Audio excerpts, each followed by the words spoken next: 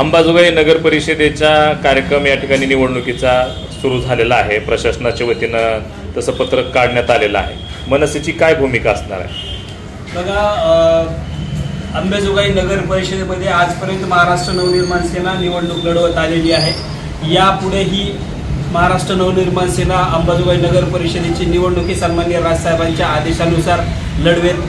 तो पक्षाचा विषय आहे आणि पक्ष नक्कीच त्यावेळेला निवडणूक लढवण्याच्या मानसिकतेमध्ये आहे. ठीक आहे. आता जी कार्यक्रम या ठिकाणी जाहीर करण्यात आलेला आहे त्याच्यामध्ये काय तुम्हाला बदल करावे असं वाटतात किंवा काही आक्षेप असणार आहे का? हां, नक्कीच. बघा, आजपर्यंत 2001 पासून प्रभाग रचना पद्धत अंबाजोगाई नगर परिषदेमध्ये अवलंबिला गेली. या वेळेला ही प्रभाग पद्धत जर का असेल तर विषम संख्येचा जो प्रभाग आहे हा प्रभाग नेहमी काउंटिंगच्या वेळेला शेवटच्या प्रभागामध्ये ॲड करण्यात येतो. परंतु या वेळेला मात्र आम्ही त्यावर ऑब्जेक्शन घेणार आहे. नियम सांगतोय की प्रभाग क्रमांक 1 मध्ये किंवा प्रभाग क्रमांक शेवटच्या याच्यामध्ये तुम्ही विषम संख्याची ॲड करू शकता. तर आम्ही यावेळेला प्रभाग क्रमांक 1 मध्येच विषम प्रभाग ॲड करावा अशी मागणी करणार आहे.